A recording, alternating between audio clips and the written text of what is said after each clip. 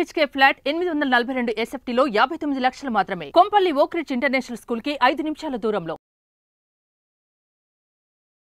Hi hello నమస్తే, welcome to Suman TV. నేను మీ సంజయ్. ఈ రోజు మనతో పాటు ఉన్నారు AMFI registered mutual fund distributor P S Chandrashekar గారు. ఆయనతో మాట్లాడదాం. నమస్కారం సార్. నమస్కారం సంజయ్ గారు. సార్, ఒక సామాన్య వ్యక్తి, ఒక మధ్యతరగతి వ్యక్తి కోటీశ్వరుడు అవ్వడానికి ఎన్ని మార్గాలు ఉన్నాయి? అంటే ఏ టైప్ ఆఫ్ ఇన్వెస్ట్మెంట్స్ చేస్తే బాగుంటుంది, అక్కడ ఎక్కువ రిటర్న్స్ ఎందులో వస్తాయి, అండ్ లాంగ్ టర్మ్ అవ్వండి, షార్ట్ టర్మ్ అవ్వండి, కోటీశ్వరుడు అవ్వాలి, అది సార్ గోల్. సంజయ్ గారు, ఇప్పుడు మిడిల్ క్లాస్ తీసుకుందాం సార్. మిడిల్ క్లాస్ అంటే ఒక 50,000 జీతం వచ్చిన అవును సార్. ఓకే, సో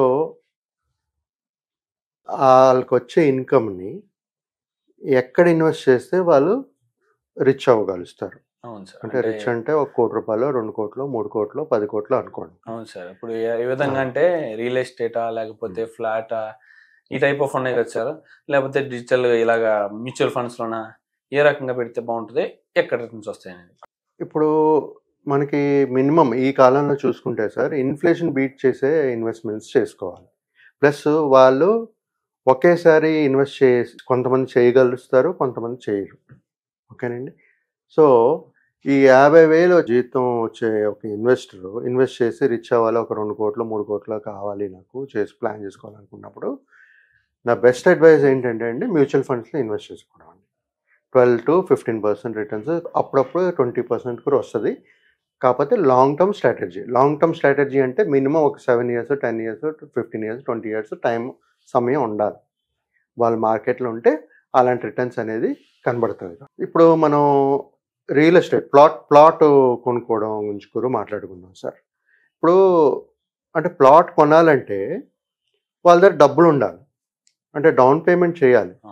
ఆ డౌన్ పేమెంట్ మినిమం అమౌంట్ అయినా ఉండాలి, లేకపోతే ఆ ప్లాట్ మీద లోన్ వచ్చేటట్టుగా ఉండాలి. అంటే లోన్ అంటే మళ్ళీ అప్పే కదండి, మనం కట్టుకుంటూ ఉండాలి. రేపు ఆయనకి ఉద్యోగం లేకపోయింది అనుకోండి, మధ్యన ఏం చేస్తాడు? అది ఆపుకోవాలి, లేకపోతే అది అమ్ముకోవాలి, ఇంకో అమ్మేసుకుని ఆ లోన్ క్లియర్ చేసుకోవాలి. సో మళ్ళీ పోయినట్టుగా కదా సార్. సో నేను చెప్పేది ఏంటంటే, చిన్న నుంచి చిన్న అమౌంట్ ఎంత ఇన్వెస్ట్ చేయగలరో చిన్నప్పటి నుంచే, అంటే యంగ్ ఏజ్ నుంచి 25 yearsకి జనరల్గా ఒక జాబ్కి వెళ్తారండి, సంపాదించడం మొదలెడతారు. అప్పటి నుంచి ఇన్వెస్ట్మెంట్ స్టార్ట్ చేయాలి. ఎంత అగ్రెసివ్గా చేయగలిస్తే అంత మంచి కార్పస్ వస్తుంది, రిచ్ అవుతారు అంతా. ఇప్పుడు ఫర్ ఎగ్జాంపుల్ ఒక ఫ్యామిలీ ఉందనుకోండి, 50,000 సంపాదిస్తున్నారు, ఒక అబ్బాయి పాప, 2 ఉన్నారు. వాళ్ళకి ఒక 25,000 ఖర్చు అనుకోండి ఎవ్రీ నెల. అంటే ఆ 25,000 మొత్తం ఇన్వెస్ట్మెంట్ చేయండి. మీ ఇన్వెస్ట్మెంట్ చేసిన తర్వాత ఎంత డబ్బులు ఉందో దాంతో మనం బతకడం నేర్చుకోవాలి. అప్పుడే మన ఈ రిచ్ అవ్వడానికి అవకాశాలు ఎక్కువ ఉంటాయి. ఓకే సార్, ఇప్పుడు మ్యూచువల్ ఫండ్స్ అని చెప్పారు కదా సార్ మీరు, ఇప్పుడు అలా కాకుండా రియల్ ఎస్టేట్లో కూడా ఇన్వెస్ట్ చేసిన వాళ్ళకి ఎక్కువ లాభాలు, కోటీశ్వరులు ఉన్నారు. పక్కన ఏదైనా ఇన్ఫ్రాస్ట్రక్చర్ రావడం, ఏదైనా హైవే పడడం, ఇలాంటివి జరగడం, గవర్నమెంట్ ప్రాజెక్ట్స్ ఏమైనా రావడం, ఇలాంటి వాటి వల్ల ల్యాండ్ వాల్యూ పెరగడం, అలా కోటీశ్వరులు ఉన్నారు కదా సార్. మరి దానికి దీనికి డిఫరెన్స్ ఎలా సార్? అలా కూడా కోటీశ్వరులు అవ్వచ్చు కదా? ప్లాట్ కొనుక్కోవచ్చు సంజయ్ గారు. ప్లాట్ కొనుక్కునేటప్పుడు ఏమవుతుందంటే, మన సెలెక్షన్ ఆఫ్ ప్లేస్ చాలా important, developments important. Plus mutual funds ఇచ్చినంత రిటర్న్స్ మీకు దాంట్లో ఉండదు. ఆన్ యావరేజ్ చూసుకుంటే ఇన్ ఇండియా అరౌండ్ 3 to 5% ఉంది ఆన్ యావరేజ్. హైదరాబాద్లో చూసుకుంటే 9% ఉందండి appreciation value. So 12 to 15% is better than this 9% కదండి. ప్లస్ మనకు కావాల్సినప్పుడు, సే ఫర్ ఎగ్జాంపుల్ మనం ఇన్వెస్ట్ చేస్తూ పోయాము, మధ్యన ఎప్పుడైనా డబ్బులు కావాలన్నా, ఏదైనా కావాలంటే, ఒకవేళ మీరు ప్లాట్ అమ్మేయాలనుకున్నారనుకోండి, మీకు డబ్బులు అవసరం వచ్చి ఇప్పుడు అమ్మాలనుకున్నప్పుడు ఇమీడియట్గా అమ్మలేరు మీరు. అవును సార్, మీకు సమయం పడుతుంది. సో మ్యూచువల్ ఫండ్స్లో అలా కాదు, మీకు కావాలంటే 3-4 వర్కింగ్ డేస్లో మీ అకౌంట్కి మీకు కావాల్సిన అమౌంట్ మళ్ళీ తీసుకోవచ్చు మనం.